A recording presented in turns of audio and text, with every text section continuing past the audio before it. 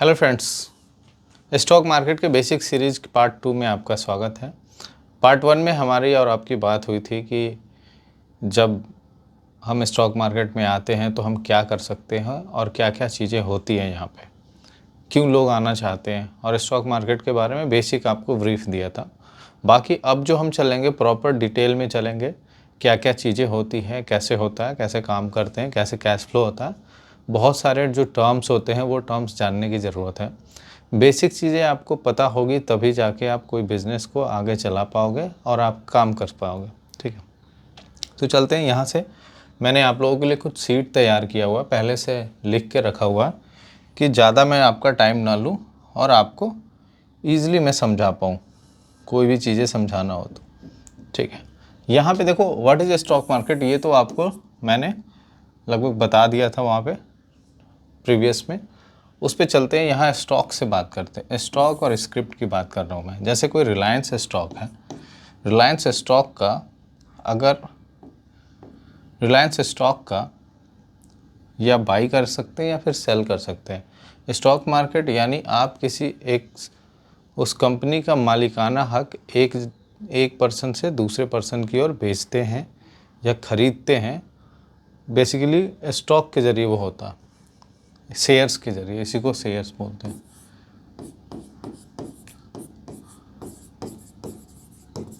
मालिकाना हक तो बाई किया जा सकता है, किसी कंपनी का मालिकाना हक, या सेल किया जा सकता है। उसके लिए किससे है, मैं सेल या बाई कर सकता हूँ या तो ट्रेडिंग के उससे या फिर इन्वेस्टमेंट के बेस पे, या ट्रेड में या फिर इन्वेस्ट करके।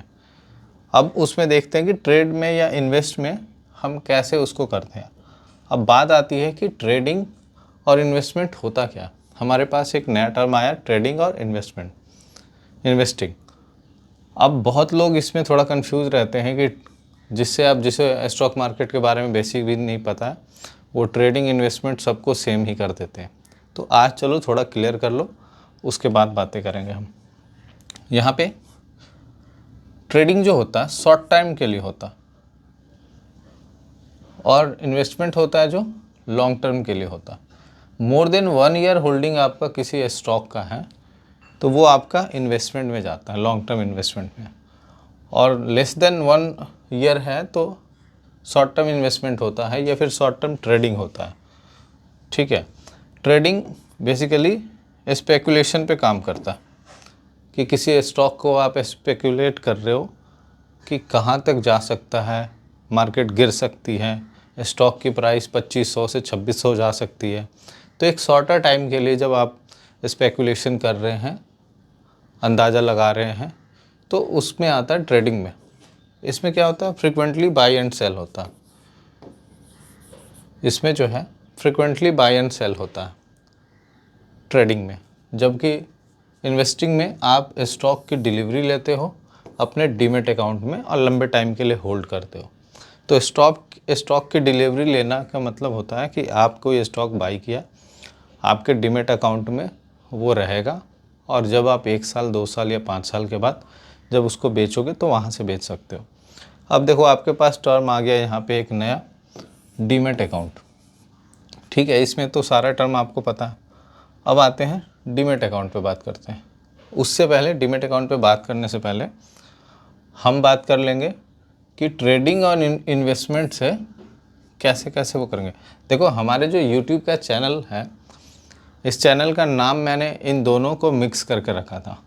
ट्रेडिंग से ले लिया था ट्रेडिंग, और इन्वेस्टिंग से ले लिया था वेस्टिंग, और दोनों मिलके बन गए हमारे ट्रेड वेस्टिंग विथ पीके।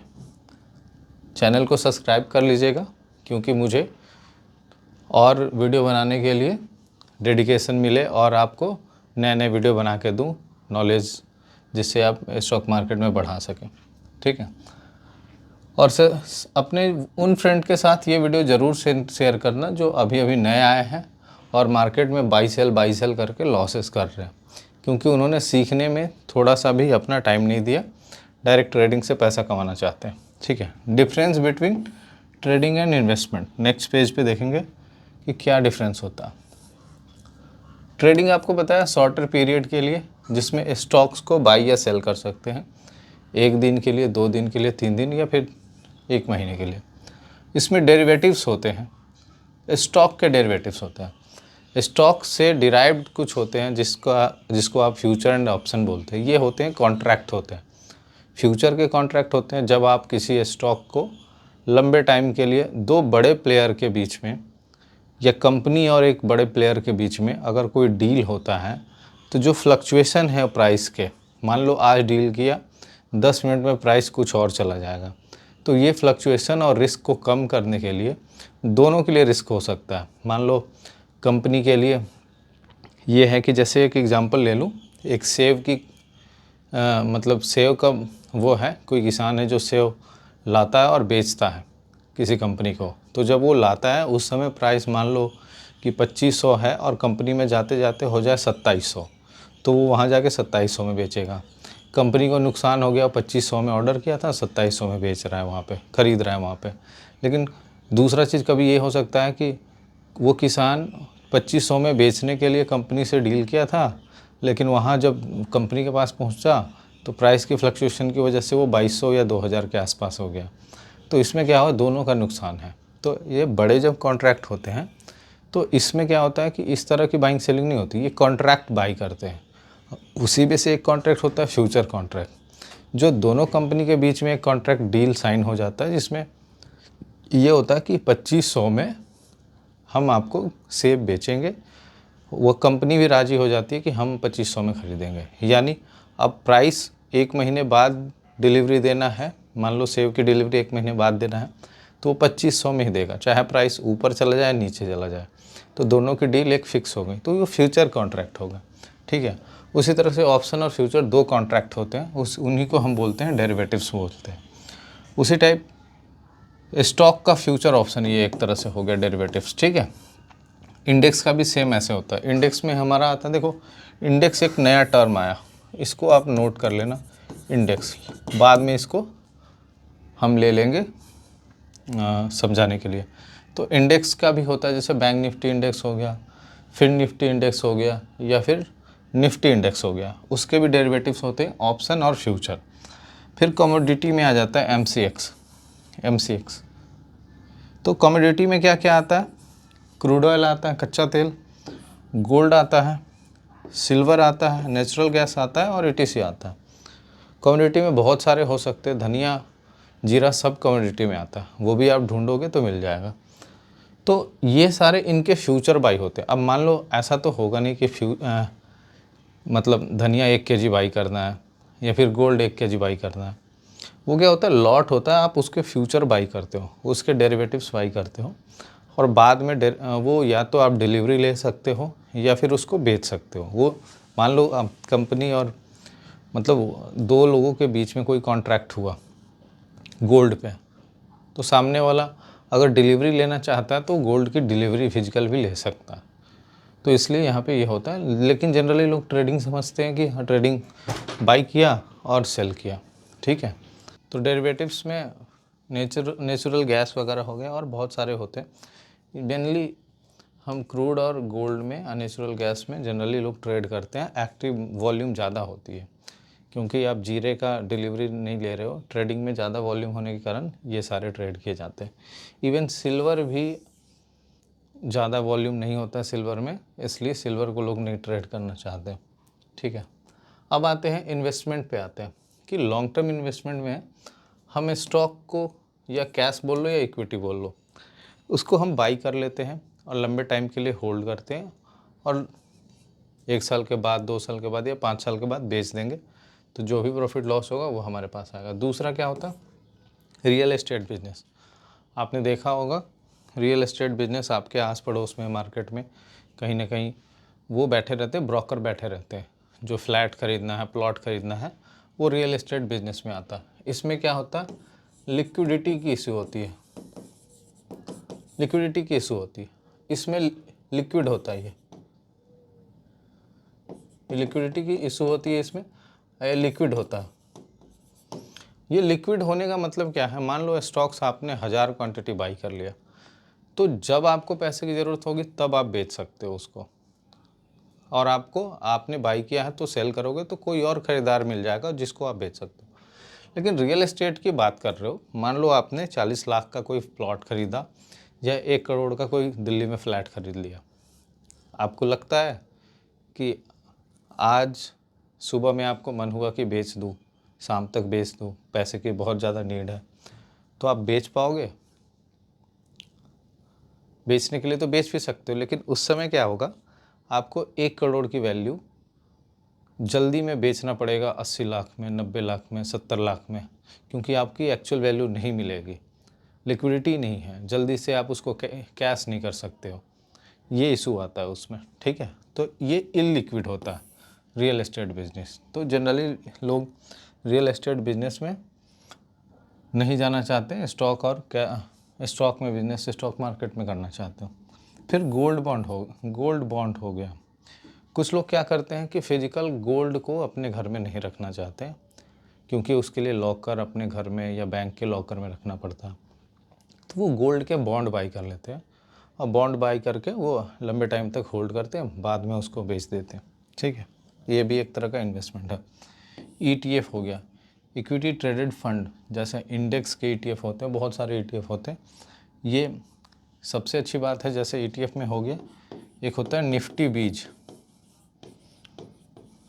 एक होता है बैंक निफ्टी बीज। ये 2 एग्जांपल बता रहा हूँ, क्योंकि निफ्टी और बैंक निफ्टी हमारे स्टॉक मार्केट के मतलब इंडेक्स हैं, और इंडेक्स कभी जीरो नहीं होता।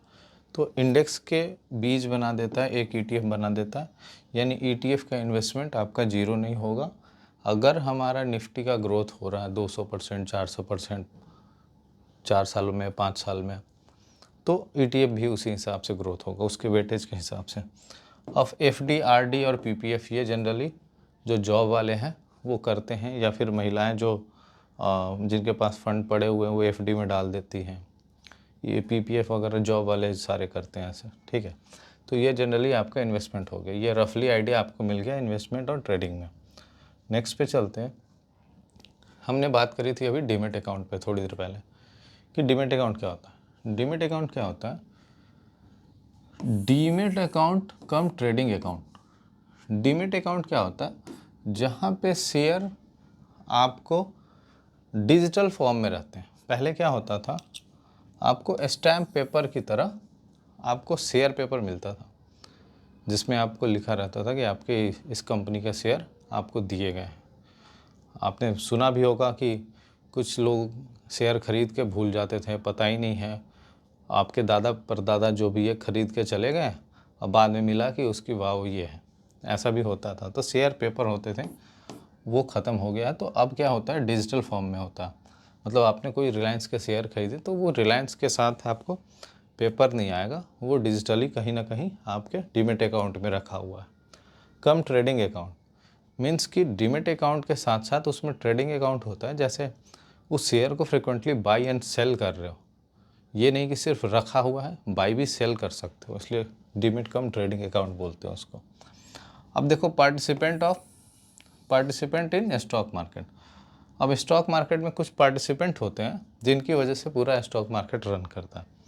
जैसे पहला है हमारा स्टॉक एक्सचेंज, जिसमें NSE और BSE 2 आते हैं हमारे इंडिया में।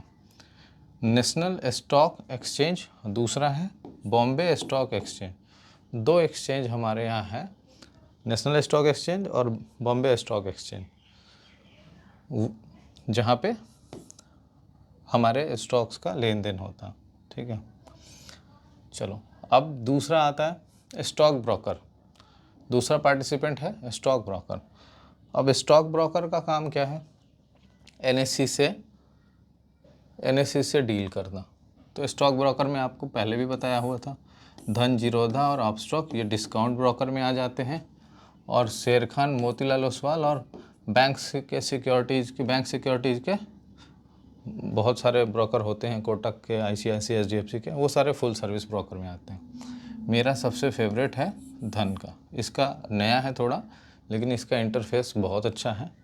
जीरोधा भी सेकंड में फेवरेट में है, लेकिन इसका इंटरफेस को लेकर स्मूथ है, लेकिन ज़्यादा कुछ इसमें है नहीं। अपस्टॉक भी ठीक है। तो धन मैं जनरली यूज करता हूँ ट्रेडिंग के लिए, इन्वेस्टमेंट के लिए। अगर धन में किसी को अकाउंट ओपन करना है तो नीचे लिंक दिया हुआ है, आप डीमेट अकाउंट ओपन कर सकते हो, चाहे इन्वेस्टमेंट करना हो या ट्रेडिंग करना हो, फ्री है। फिर उसके बाद आता है डिपॉजिटरी। डिपॉजिटरी में दो आते हैं, NSDL और CDSL। आपने डीमेट अकाउंट ओपन किया होगा तो आपको या तो ध्यान होगा कि आपको एक DPID मिलता है, आपको एक DPID मिलता है। तो DPID पे एक बार ध्यान से देखना, अगर DPID आपकी 120 से स्टार्ट होता है और लगभग 14 डिजिट का हो जाता, तो 14 डिजिट का अगर होगा तो वो CDSL का होगा और 120 से लगभग स्टार्ट होता। दूसरा इसका 8 डिजिट का होता है जो NSDL का होता है, ये IN से स्टार्ट होता है, उसका IN लिखा हुआ होगा, फिर कुछ नंबर होंगे। तो आप देखना एक बार अपना DPID का कि आपका DPID किस में है। ये डिपॉजिटरी क्या होता है कि NSDL और CDSL दो डिपॉजिटरी की तरह काम कर रहा है। मीन्स कि आपके जो शेयर बाई होते हैं वो इनके यहाँ पे जाके रखा हुआ रहता है। जैसे मान लो मेरा धन का बाई किया हुआ है, धन का ब्रोकर है, उसमें मैं कोई शेयर बाई कर लेता हूँ, इंडियन ऑयल का शेयर बाई कर लेता हूँ। तो उसमें क्या होता है कि वो जो स्टॉक है वो हमारे ब्रोकर के अकाउंट में नहीं रहता है, वो जाता है CDSL के अकाउंट में। ठीक है, इन केस ब्रोकर भाग जाए या कुछ भी हो जाए, ब्रोकर बंद हो जाए, तो मेरे शेयर कहीं नहीं जाएंगे, CDSL में होगा। मैं वहाँ से जाके शेयर का प्राइस देख सकता हूँ और फिर उसको निकाल के बेच सकता हूँ। उसका प्रोसेस अलग है, आपको बेचना होगा तो। ठीक है, तो ये है। अब नेक्स्ट आते हैं। अब देखो, ये मैंने कुछ बनाए हुए हैं ब्लॉक। इस ब्लॉक में देखो, NSDL से एक्सचेंज डील करता, एक्सचेंज से ब्रोकर डील करता, अब ब्रोकर से कॉमन आदमी के पास आता है और आप यहाँ पे बाय एंड सेल करते हैं। अब सोचो, आप यहाँ पे ऑर्डर लगाते हो एक बाई का या एक सेल का, आप यहाँ पे ऑर्डर लगाते हो, देखो कितने उससे आ रहा है, यहाँ से यहाँ से यहाँ से, तब जाके आपके पास आता है। या फिर सेल करते हो तो यहाँ से यहाँ का आता है। ठीक है, तो ये चीज़ समझो आप, मिली सेकेंड में यहाँ से यहाँ तक आ रहा है। अगर सोचो, अगर मान लो कोई डिस्काउंट ब्रोकर यूज कर रहा है और कोई यूज कर रहा है फुल सर्विस ब्रोकर, अगर कोई मान लो जीरो ब्रोकरेज का कोई यूज कर रहा है जिसमें ब्रोकरेज नहीं लगता हो, तो सोचो अगर आपका एक ब्रोकर है वो ब्रोकरेज ही नहीं ले रहा, मतलब जो उसका मेन धंधा है वही नहीं ले रहा, तो रिलायबिलिटी कितनी अच्छी होगी आप खुद सोच के देख सकते हो। यहाँ से पूरा ये ट्रैवल करके यहाँ तक आ रहा है। सोचो थोड़ा सा भी रिलायबिलिटी ख़राब हो गई, अगर ब्रोकर हैंग हो गया या जो टाइमिंग है डेटा का वो थोड़ा डिले हो गया, तो आपका सारा बर्बाद हो जाएगा, पूरा का पूरा पैसा ख़त्म हो जाएगा। ठीक है, इसलिए डिस्काउंट ब्रोकर में अच्छे ब्रोकर को यूज़ कीजिए या फिर फुल सर्विस ब्रोकर यूज़ कीजिए, लेकिन कभी भी जीरो ब्रोकरेज की तरफ मत जाइए, वो कभी आपको फंसा देगा, पूरे लाइफ पैसा कमाओगे, एक दिन सारा लेकर चला जाएगा। ठीक है, तो डिस्काउंट ब्रोकर में जा सकते हैं। फुल सर्विस में मैं इसलिए रोक रहा हूँ क्योंकि फुल सर्विस इतना ज़्यादा पैसा लेता है कि आपके कमाई का आधा हिस्सा तो वही ले लेगा। ठीक है, तो ये है। नेक्स्ट चलते हैं। अब देखो, NSE और BSE दो एक्सचेंज हमारे पास थे, NSE और BSE। NSE में एक इंडेक्स ये होता है निफ्टी 50, इसमें 50 स्टॉक होते हैं, 50 स्टॉक होते हैं, स्क्रिप्ट बोलो 50 स्क्रिप्ट होते हैं। और ये एक इंडेक्स होता है बैंक निफ्टी, जिसमें 12 बैंकों का एक ग्रुप होता है, इसमें 50 का होता है, इसमें 12 बैंकों का होता है। तो यानी 50 बैंकों का 12 बैंकों का जो वेटेज होगा उसके हिसाब से इसके इंडेक्स का प्राइस डिसाइड होगा। अब उस बैंकों में कुछ का वेटेज होगा ज़्यादा, कुछ का कम होगा। जैसे HDFC का सबसे ज़्यादा वेटेज होता है, बाकी और बैंकों का कम होता है। दूसरा, अब मान लो निफ्टी में है, निफ्टी में बैंक्स के भी स्टॉक होंगे, नॉर्मल स्टॉक्स भी होंगे, तो उसमें वेटेज अलग अलग होगा। TCS का अलग होगा, इन्फी का अलग होगा, HDFC बैंक का अलग होगा, रिलायंस का अलग होगा। लेकिन ये सारे लार्ज कैप के स्टॉक है इसलिए इसके वेटेज ज़्यादा होते हैं दोनों इंडेक्स में। मान लो 50 है, निफ्टी 50 के 50 स्टॉक का इंडेक्स है और 50 इंडेक्स स्टॉक में से कोई एक कंपनी अच्छा काम नहीं कर पा रही है या कुछ फ्रॉड हो गया उसमें, तो उसको उसमें से हटाया भी जा सकता और फिर कोई अच्छी कंपनी आएगी जो उसमें चला जाएगा। इसलिए वो हमेशा 50 स्टॉक को मेंटेन रखता है और जीरो नहीं होगा। इसलिए निफ्टी बीज और बैंक निफ्टी बीज के जो है ETF बाई किया जा सकता है इन्वेस्टमेंट के बेस पे। ठीक है, इस पे फिर आ जाते हैं। अब देखो इसमें बहुत सारे निफ्टी 100 है, निफ्टी 500 है, निफ्टी स्मॉल कैप है, मिड कैप है और लार्ज कैप है। देखो ये 3 चीज़ और एक नया आपको देखने को मिल रहा है यहाँ पे। इस पे चलो बात करेंगे, उससे पहले देख लेते हैं। अब BSE में जो है, BSE में सेंसेक्स होता है। सेंसेक्स टोटल 53 स्टॉक्स का एक ग्रुप होता है, लगभग 53 प्लस होता है, इतने स्टॉक्स होते हैं BSE में लिस्टेड। NSE में लिस्टेड है लगभग 2100 प्लस स्टॉक।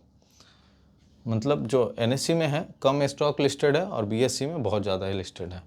कुछ ऐसे भी कंपनियां हैं जो ज़्यादा स्मॉल कैप है या सारे मिक्स है।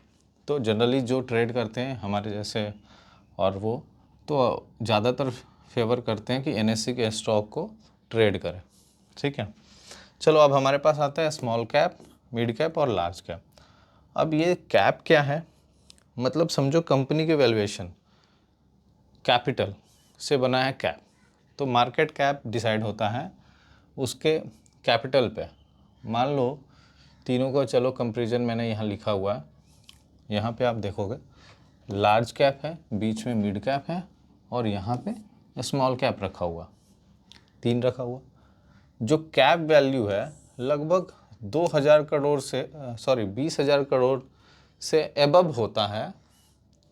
जो 20,000 करोड़ से ज़्यादा होता है उसको हम किस में रखते हैं, लार्ज कैप में। ये बहुत कम रिस्की होता है क्योंकि ये इतने ज़्यादा कैपिटल होने पे ये थोड़ा सा स्टेबल होता है। स्टेबल होने की वजह से रिस्क जो है इसमें बहुत कम होता है, मतलब फ्लक्चुएशन बहुत कम होता है। स्टेबिलिटी मैटर करता है इसमें, लेकिन रिटर्न भी उतना ही कम देता है। मतलब ऐसा नहीं होता कि वो स्टॉक रोज़ 5%, 10%, फिर 5% गिर गया, फिर 5% ऊपर चढ़ गया, वैसे नहीं होता। फ्लक्चुएशन इसमें कम होता है तो लेस रिटर्न होता है। जनरली फिक्स्ड इनकम के लिए लोग इसको बाई करते हैं। फिक्स इनकम जैसे आपने सोच लिया है कि मुझे 10% 20% एनुअल का मिलता है, कोई दिक्कत नहीं है, FD RD से ज़्यादा अच्छा मिल रहा है तो यहाँ पे मैं इनकम के लिए मैं इसमें इन्वेस्ट कर सकता हूँ लार्ज कैप में। जनरली जो जॉब में होते हैं या फिर जो टेंशन नहीं लेना चाहते, सिंपल है लार्ज कैप में इन्वेस्ट कर देते हैं आँख मूंद के। बहुत सारे जो ऑपरेटर्स या फिर DIs हैं वो लार्ज कैप के स्टॉक्स में भी रखते हैं, उनके होल्डिंग रहते हैं, रिलायंस वगैरह बहुत सारे स्टॉक्स में, प्रोमोटर्स बोल सकते हैं। मिड कैप में क्या आता है, 5,000 करोड़ से 20,000 करोड़ के बीच में जो कैप है वो मिड कैप में आता है। रिस्क मॉडरेट होता है, ग्रोथ रेट इसकी मीडियम होती है। ग्रोथ रेट मीडियम होने का मतलब इस कंपनी में ग्रोथ अभी नहीं हुई है, कंपनी में ग्रोथ अभी नहीं हुई है। तो ग्रोथ अभी नहीं हुई है तो ग्रोथ पेंडिंग है, वो टाइम के साथ ग्रोथ होगी और उसकी वैल्यूएशन बढ़ जाएगी। तो ये बेस्ट होता है रिस्क, मीडियम रिस्क टेकर के लिए। जैसे हम अगर करना चाहें तो सबसे बेस्ट प्रेफरेंस होता है इसमें, क्योंकि मिड कैप ही कभी ना कभी लार्ज कैप होगा। ठीक है, मिड कैप ही कभी ना कभी लार्ज कैप होगा। तो अभी जब मॉडरेट रिस्क लेके, मीडियम रिस्क लेके मैं लार्ज कैप बन जाएगा ये स्टॉक, तो मल्टी बैगर भी हो सकता। ठीक है, बड़ा पैसा दे सकता है आपको। इसके बाद आप देखते हैं यहाँ पे स्मॉल कैप, जिसकी 5,000 करोड़ से कम का कैप है उसको रखते हैं हम स्मॉल कैप में। देखो स्मॉल कैप में हाई रिस्क रहता है, हाइयर ग्रोथ रहता है और हाइयर रिटर्न रहता है, सारे हाई है। लेकिन मैं यहाँ मना करता हूँ कि जनरली आप स्मॉल कैप में मत करें। इसलिए कहता हूँ क्योंकि इसकी देखो कैप वैल्यू बहुत कम है, 5,000 करोड़। ठीक है, 5,000 करोड़ से कम है। तो ऐसे बहुत से स्टॉक आ जाते हैं आपके नज़र में, BSE में लिस्टेड है या कहीं पे, जिसकी कैप 100 करोड़, 36 करोड़, 80 करोड़ ऐसे होता है। तो अब इतने 100 करोड़ के कैप वाले को कोई भी प्रमोटर्स मैनिपुलेट कर सकता है। मतलब बाई सेल करके आपको एक बार दिखा दिया कि ये स्टॉक अपसाइड जा रहा है, बाई कर लिया और एक दिन बेचेगा, सारा नीचे आ जाएगा। ठीक है, इसलिए ये रिस्क होता है। आपने देखना, आप कभी देखना किसी स्टॉक में ऐसा होता है कि 6 रुपये का स्टॉक यहाँ 306 रुपये चला गया है, लेकिन 2 दिन के अंदर में, 3 दिन के अंदर में जब नीचे की ओर गिरने लगा तो वो कभी ऊपर गया ही नहीं। तो मैनिपुलेशन बहुत ज़्यादा होने का चांस होता है स्मॉल कैप में, इसलिए थोड़ा सा नहीं, बहुत रिस्की होता है। हाँ, लेकिन अब जैसे नए नए कंपनियां जो लिस्ट होते हैं, तो कंपनी हो सकता है अच्छा काम करेगी, तो उनकी ग्रोथ अभी पता नहीं होता है, तो बाद में जब ग्रोथ बढ़ता है तो बहुत फास्ट बढ़ता है, और स्मॉल कैप वाला मिड कैप में आता है, मिड कैप वाला लार्ज कैप में आता है। तो इसमें ग्रोथ होने का, जैसे कोई सही स्टॉक है, उसकी बिजनेस प्रोफाइल अलग अच्छा है, तो उसका ग्रोथ बहुत अच्छा होगा और रिटर्न बहुत अच्छा देगा। ये है एग्रेसिव ट्रेडर के, जो एग्रेसिव ट्रेड करते हैं, एग्रेसिव रिस्क लेते हैं, उनके लिए। तो जनरली जो स्टेबल आदमी हैं उनको स्मॉल कैप में थोड़ा कम पैसा रखना चाहिए। लेकिन हाँ, अगर पोर्टफोलियो बना रहे हो तो याद रखो कि अगर पोर्टफोलियो बना रहे हो तो याद रखो आप इसमें 20 से 30% रख सकते हो, इसमें 40% रख लो, कितने हो गए, 70 हो गए, और इसमें 30% रख लो। ऐसे करके आप अपने रिस्क को हेज कर सकते हो, क्योंकि इन दोनों को मिला के 70% आपका फंड फिक्स है, मतलब जिसमें कि लॉसेस बड़े होने का चांस कम है, लेकिन स्मॉल कैप में पूरा साफ़ होने का चांस होता है। ठीक है, अब चल लेते हैं। अब देखो कंपनी और सेक्टर, जैसे आप किसी के कभी ना कभी आपने सुना ही होगा कि ब्लू चिप कंपनी है, ब्लू चिप कंपनी का स्टॉक ले लो और छोड़ दो। ब्लू चिप कंपनी के स्टॉक, ब्लू चिप होता क्या है? ब्लू चिप ऐसे कंपनी होते हैं या सेक्टर ऐसे होते हैं जो मैच्योर हो चुके हैं, मतलब उनका जो बिज़नेस है स्टेबल हो चुका है, उनमें एम्प्लॉयमेंट, क्लाइंट, सारा चीज़ का स्टेबिलिटी है। ऐसा नहीं है कि अभी अभी बिज़नेस सेट नहीं हुआ है, तो वो मैच्योर बिज़नेस में होता। लार्ज कंपनियाँ अधिकतर हैं जो आती हैं हमारी ब्लू चिप कंपनी में, जैसे ब्लू चिप में ले लो SBI ले लो, इन्फी ले लो, इन्फोसिस, TCS ले लो, रिलायंस ले लो, ये सारे ब्लू चिप कंपनियाँ जिसमें लार्ज कंपनी आती है, लार्ज कैप वाले स्टॉक्स आते हैं। रेपुटेशन उसका बहुत अच्छा होता है फॉर क्वालिटी के लिए, उनकी क्वालिटी या रेपुटेशन की वजह से ही उनका बिजनेस रन कर रहा है अच्छे लेवल पे। रिलायबिलिटी भी बहुत अच्छी है, ऑपरेशन भी बहुत अच्छी है, तो ये सारे ब्लू चिप में आते हैं। मल्टी बैगर में क्या है? देखो मल्टी बैगर में जिनकी ग्रोथ पेंडिंग है, जैसे मिड कैप के स्टॉक हो सकते हैं या फिर स्मॉल कैप की, इसमें स्टेबिलिटी अभी गेन नहीं की हुई है, इनकी स्टेबिलिटी अभी गेन नहीं है, इसलिए अभी मल्टी बैगर हुए नहीं हैं, लेकिन यही आगे चल के मल्टी बैगर होते हो। जैसे अगर एक एग्जांपल लूँ तो आपको याद होगा, देखना पेज इंडिया जो जॉकी कंपनी है उसकी है ये कंपनी, जॉकी जो है पेज इंडिया कंपनी की है। अब जॉकी, ये जो पेज इंडिया थी, कभी 300 से 400 के रेंज में इसका प्राइस था, लगभग 2008 या 9 के आसपास की बात है, और ये लगभग 50,000 के भी ऊपर गया है प्राइस, एक शेयर का प्राइस। तो उस टाइम उसकी स्टेबिलिटी नहीं थी, लेकिन ग्रोथ इतना ज़्यादा हुआ, आप अंदाज़ा नहीं लगा पाओगे इतना ग्रोथ कैसे हो गया। तो टाइम के साथ ग्रोथ होगा, ये कंपनी अच्छी थी, अपनी स्टेबिलिटी मेंटेन कर ली और अपना रेपुटेशन बना लिया, सारे चीज़ ठीक कर लिया। अब आते हैं, अब ये आपका बेसिक हो गया। अब आते हैं ट्रेडिंग और उसके टाइप्स ऑफ मेथड क्या है, ट्रेडिंग किस किस टाइप का होता है और कैसे करना चाहिए। ट्रेडिंग जनरली मैं ट्रेडिंग करता हूँ और इन्वेस्टमेंट भी करता हूँ कुछ कुछ, तो ट्रेडिंग से रिलेटेड मैं बताऊँगा कुछ चीज़ें। अब यहाँ से रियल आपकी ट्रेडिंग की जर्नी स्टार्ट होगी, तो आप इसी तरह से चैनल को देखते रहें, कनेक्ट रहें हमसे, और लाइक, सब्सक्राइब और कमेंट करते रहें, और उन फ्रेंड्स को ज़रूर ये शेयर कीजिएगा जिनको सीखने की ज़रूरत है। Thank you.